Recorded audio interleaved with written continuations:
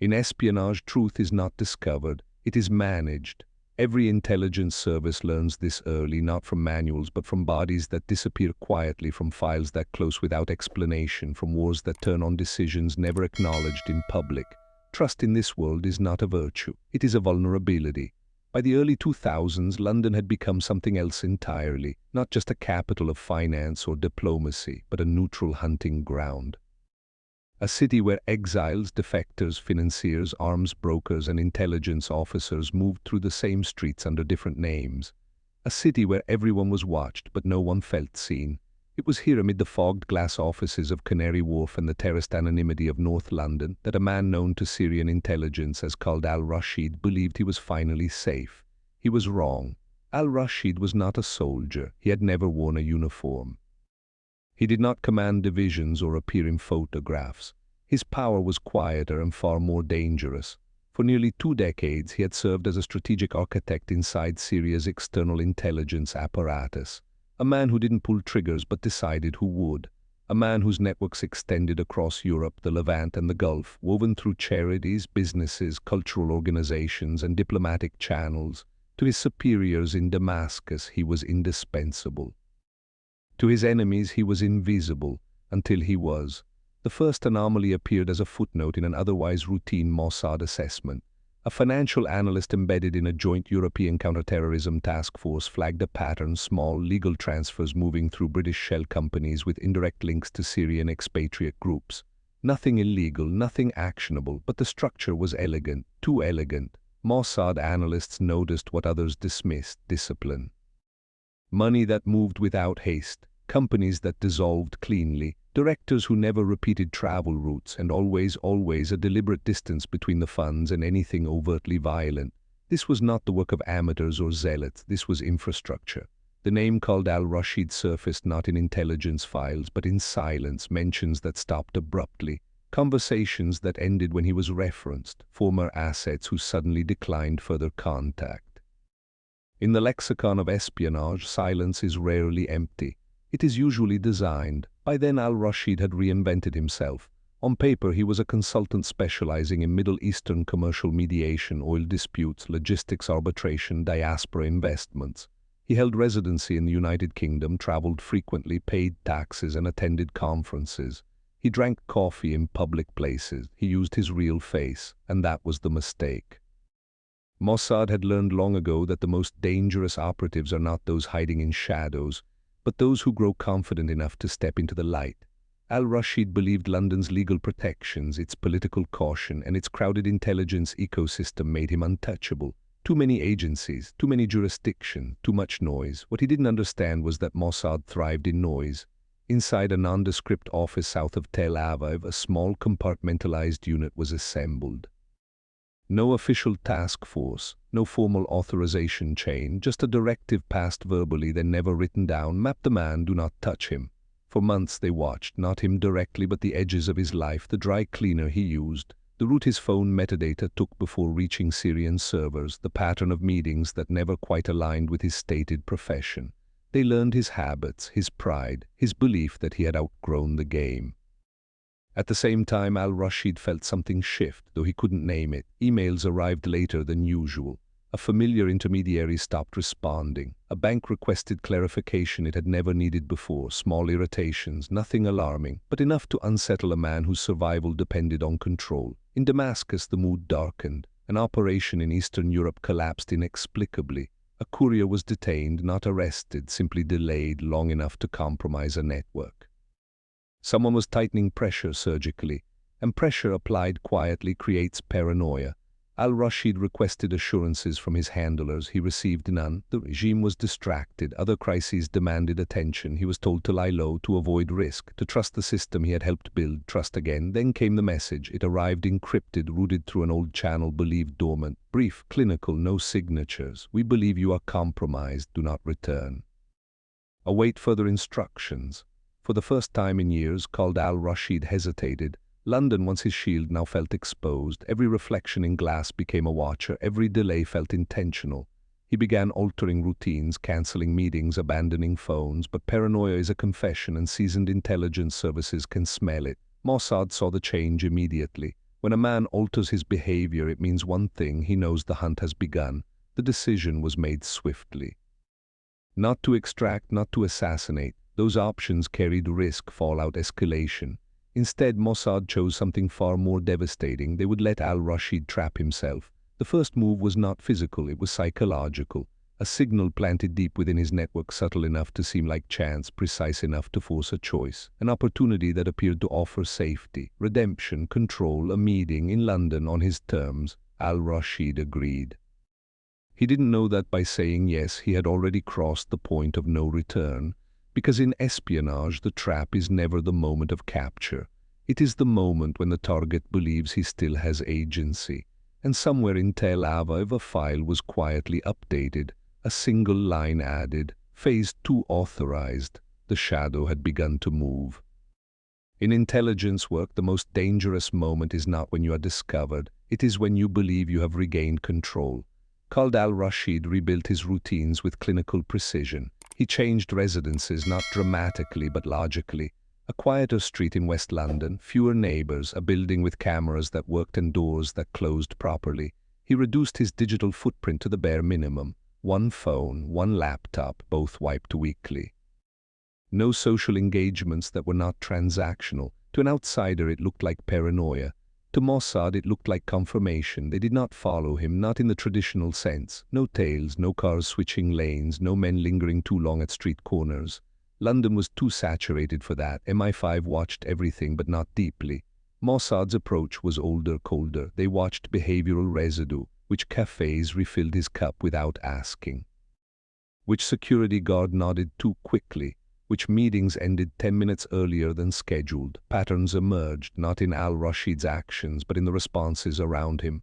The double life he lived had always required balance. By day he was a consultant, measured, articulate, politically neutral. By night he was something else entirely, a strategic node in a transnational intelligence architecture. He didn't pass secrets himself. He positioned people who would. That was his genius.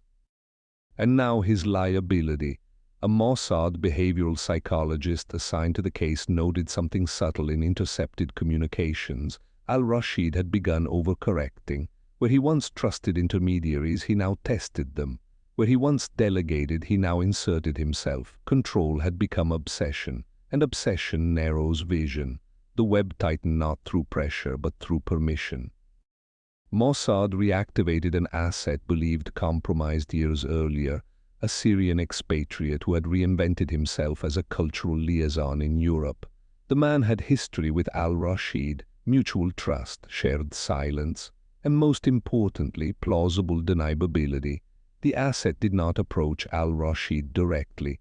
That would have raised suspicion.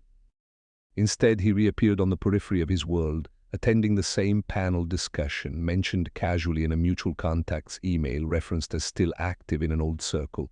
Al-Rashid noticed. Days later he reached out, not with questions but with an invitation. This was the moment Mossad had engineered, not contact, consent. They met in public, a hotel lobby near Hyde Park, neutral ground, no documents, no devices, just two men talking about the past as if it were closed. The asset delivered exactly what Mossad had scripted: reassurance, a narrative of survival, a story of how others had been questioned, investigated, but ultimately left untouched. London, he said, was still safe. The system still worked. Al-Rashid listened. He smiled, but his eyes remained alert, calculating angles, exits, consequences. He asked one question that revealed everything. "Who's asking about me?" The asset hesitated just long enough. "Everyone," he replied. That night al-Rashid reviewed his options. Leaving the UK would confirm suspicion. Staying idle would invite isolation. Reaching out to Damascus felt increasingly dangerous. Regimes do not rescue liabilities, they erase them. There was only one viable path left: control the narrative. He would offer something of value, not himself, but access. A limited concession to demonstrate loyalty, enough to buy time, enough to survive. And so he made the call, not to Syria, but to a third channel. Mossad intercepted the signal within minutes. The message was brief, coded, and devastating in its implication. Al-Rashid was attempting to initiate a controlled burn, sacrificing a peripheral network to protect the core. It was a rational move, a professional one, but it revealed something else. He was acting alone. That isolation was the breach Mossad needed. Inside their compartment, the strategy shifted. The objective was no longer observation. It was containment, but still not arrest. Not elimination. Those would end the story too quickly. Instead, they designed a mirror, a false opportunity calibrated to al-Rashid's psychology, a scenario in which he could reclaim relevance, demonstrate indispensability, and believe he was manipulating the board again. The bait came in the form of a proposal, indirect, deniable, irresistible. A Western intermediary operating under the guise of a private security consultancy expressed interest in al-Rashid's expertise, quietly. Respectfully, they hinted at future access, influence, a chance to shape outcomes rather than react to them. Al-Rashid did not respond immediately. That restraint convinced Mossad they were dealing with the real man, not a panicked shadow. He vetted the approach, cross-checked names, confirmed histories, everything aligned. The consultancy existed. The intermediaries were real. What he could not see was the negative space, the details that were missing by design. The first meeting took place in a rented office overlooking the Thames. Neutral decor, glass walls, no hidden cameras, no obvious surveillance. It felt safe because it was supposed to. The conversation was clinical, strategic, abstract. Al-Rashid spoke in frameworks, not specifics. He offered insight without exposure. He tested reactions, measured interest. The intermediaries listened and said nothing. Silence is power in interrogation, but also in recruitment. When people speak into silence, they reveal more than they intend. By the end of the meeting, al-Rashid had outlined the architecture of his influence without naming names. Mossad now had what they needed, not evidence for a courtroom, but leverage for a trap. As al-Rashid left the building, he felt something unfamiliar, not fear, not suspicion, relief. He believed he had stabilized the situation, that he had reinserted himself into relevance, that the invisible pressure had eased. He did not notice the man across the street pretending to check his phone. He did not notice the timing of the traffic lights. He did not notice how smoothly the city moved around him. The web had closed not around his body but around his choices. That night Mossad's internal report was concise. Subject believes he has regained initiative. Proceed. The next phase would not involve surveillance or signals. It would involve truth selectively revealed. And when truth is controlled, resistance becomes impossible. In espionage, failure rarely arrives with noise. It comes quietly disguised as routine. The meeting was scheduled for a Tuesday, mid-morning, late enough to avoid suspicion, early enough to feel efficient. Khaled al-Rashid reviewed the details once, then deleted them. The location was familiar. A converted townhouse near Kensington, discreet, professional, unremarkable. He arrived alone. That decision, so minor, so rational, would later be dissected by intelligence historians as the precise moment the balance shifted, not because he was careless, but because he was confident. Inside, the atmosphere was controlled, neutral lighting, frosted glass. The kind of space designed to erase memory rather than create it. Two men waited for him. Both introduced themselves with first names only, Western accents, trained restraint, no visible weapons, no overt authority. Al-Rashid took his seat. For the first 20 minutes, nothing happened. They discussed regional instability, funding flows, strategic miscalculations by governments who confused power with presence. It was the kind of conversation al-Rashid had mastered, speaking in layers, revealing intent without substance. Then one of the men reached into a folder and placed a single sheet of paper on the table. No logos, no seals, no signatures, just names, not many, but enough. Al-Rashid's eyes moved across the page. He did not react outwardly. Years of discipline held his expression in place, but internally something fractured. The names were not random, they were not old, they were current, and worse, they were correct. "This is incomplete," he said calmly. The man across from him nodded. Of course. That was when al-Rashid understood. This was not a negotiation, it was an audit. The men did not threaten him, they did not accuse. They simply spoke slowly, methodically, outlining the reach of his network, the financial conduits, the safe intermediaries. They did not need to mention Syria, or Mossad, or intelligence at all. The implication was enough. The room felt smaller. Outside, the city moved normally. Traffic flowed. Pedestrians passed. No sirens, no visible perimeter. London remained indifferent to the quiet collapse occurring inside the townhouse. Al-Rashid leaned back slightly, a controlled gesture. He weighed his options, not in panic, but in calculation. Confession was impossible. Denial was pointless. Silence might buy time, but time for what? "Why show me this?" he asked. The second man spoke for the first time. His voice was even, almost detached. "Because you're about to make a mistake, and we prefer mistakes made knowingly." That sentence was the breach, not because of what it said, but because of what it assumed, that al-Rashid still had a choice. He did not. What followed was not an arrest, but something far more disorienting. The men stood, they thanked him for his time, they suggested he take the afternoon off, no conditions, no restrictions. As he left the building, al-Rashid felt the weight settle in, not fear, something colder, recognition. The trap had already closed. Within hours, Damascus went silent. Messages he sent were unanswered. Channels he had relied on for years went dark. One by one, his safeguards dissolved, not violently but bureaucratically. Accounts flagged, visas questioned, associates detained, not charged, just delayed. The regime had made its decision. Al-Rashid had become a liability. That night he received a final message from a trusted contact inside Syrian intelligence. It was not encrypted. That alone told him everything. You should have disappeared when you had the chance. Mossad watched the fallout unfold with practiced detachment. They did not intervene. They did not accelerate. This phase required patience. The most effective pressure is the kind that feels inevitable. Days passed. Al-Rashid remained in London, but he was no longer living there. He was waiting. Every attempt to reassert control failed. Every move he made closed another door. He had been exposed, not publicly, but structurally. And then came the final confrontation. It did not occur in an alley or an airport or a prison. It occurred in a place designed for civility, a private meeting room inside a government building he believed would protect him. This time the men did not pretend. They identified themselves, not formally but unmistakably. They spoke without emotion, without triumph. They explained that his continued freedom depended on one thing: cooperation, not against Syria, not directly, but against the architecture he had built, the methods, the playbook. The quiet techniques that allowed networks like his to survive. Al-Rashid listened. He understood the offer. It was not redemption, it was erasure. He would not be arrested, he would not be executed. He would be removed from relevance, from history, from the game he had once mastered. The realization settled slowly. His life's work, decades of discipline, loyalty, and strategic brilliance, would end not with a bullet, but with silence. He closed his eyes briefly. When he opened them, the decision had already been made. "I want assurances," he said. The response was immediate. "There are no assurances, only outcomes." That was the moment called al-Rashid lost, not to Mossad, but to the system he believed he controlled. The breach was complete. In intelligence work, victory is rarely declared. It is absorbed quietly, uneasily, by those who survive it. Khaled al-Rashid did not vanish overnight. That would have drawn attention. Instead, he faded in increments, each step carefully choreographed by people who had no interest in drama. His name stopped appearing on manifests. His access credentials expired without renewal. Meetings were postponed, then forgotten.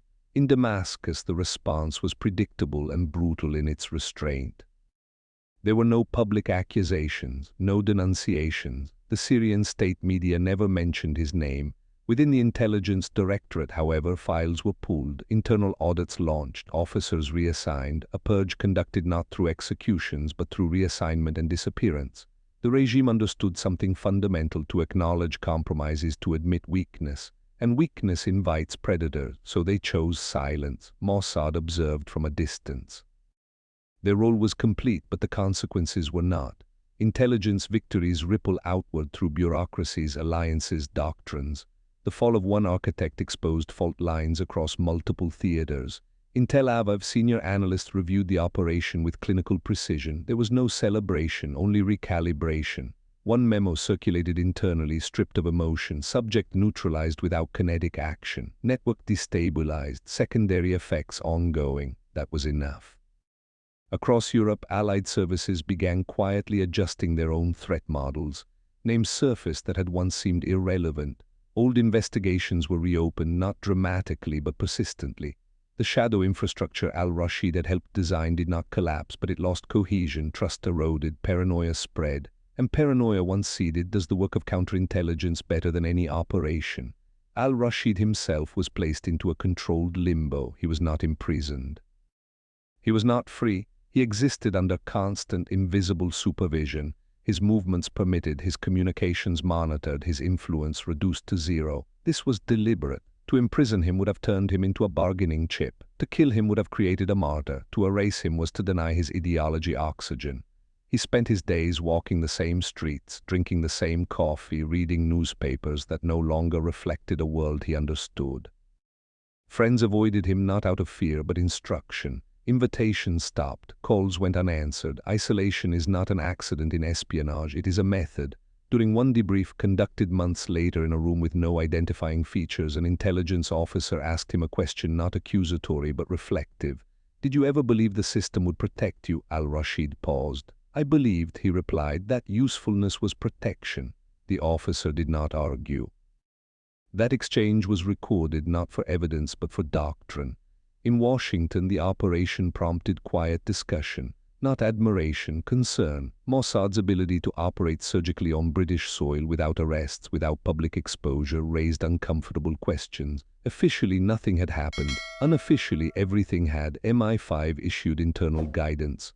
Cooperation channels were reviewed, not out of anger but necessity. Espionage respects competence even when it threatens sovereignty. In Moscow, analysts noted the implications with interest. The removal of a non-aligned but strategically significant node shifted balances in places that would not be obvious for years. Intelligence is not about events, it is about aftereffects, and the aftereffects were profound. Inside Mossad, the operatives who had worked the case returned to anonymity. No commendations, no promotions tied to the operation.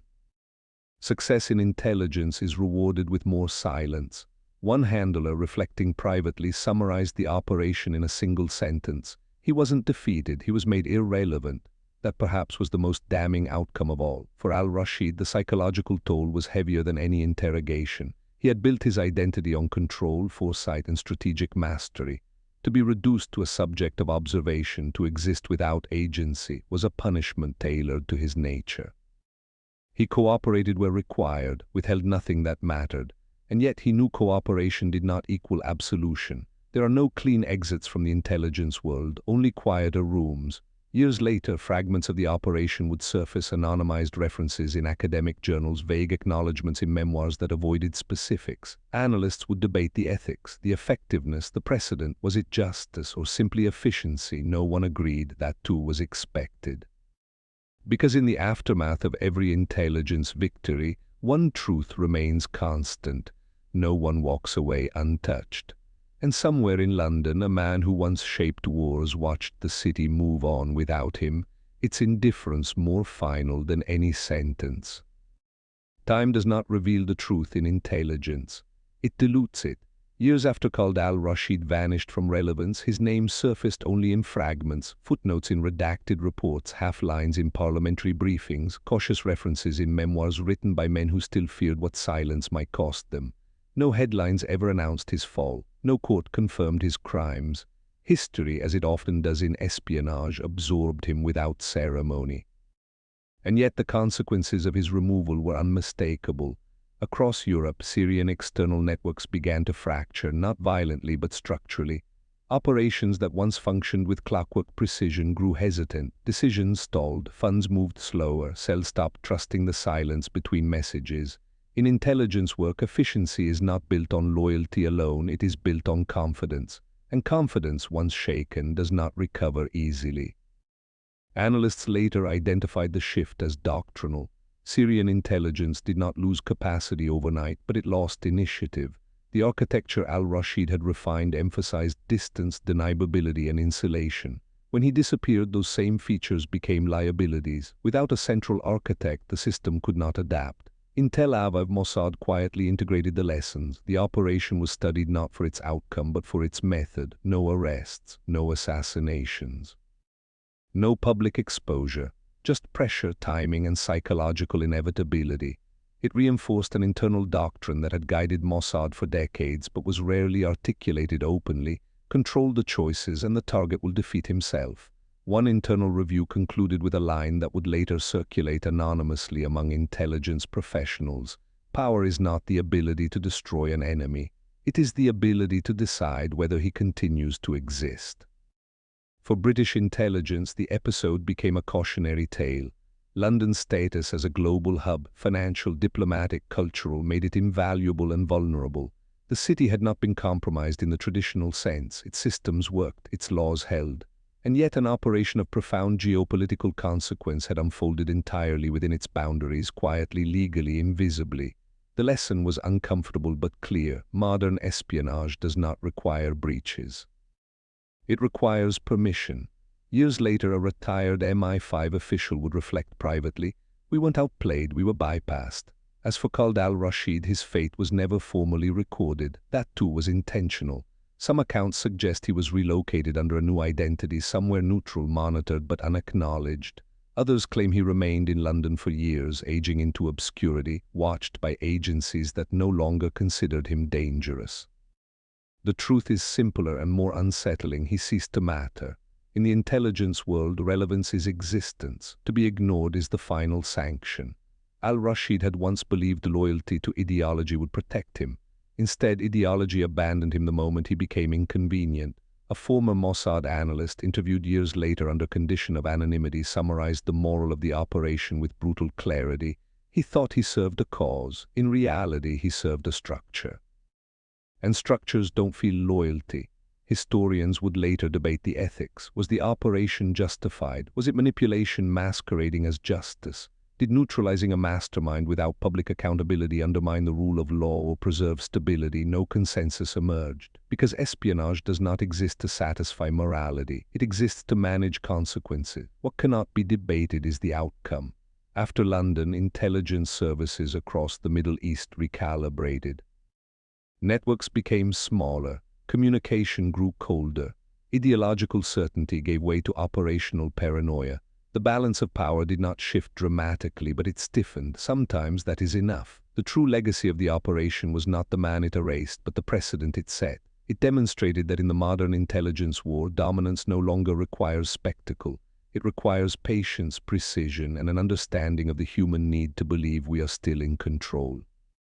Khaled al-Rashid believed that until the end, and perhaps that is the final truth of espionage. Empires do not fall because they are attacked. They fall because the people who protect them begin to doubt the silence around them. Because in a world where everyone is watching, the most dangerous thing is not being seen. It is realizing that no one is listening anymore. Don't forget to like, comment, and subscribe for more declassified stories from the spy who erased.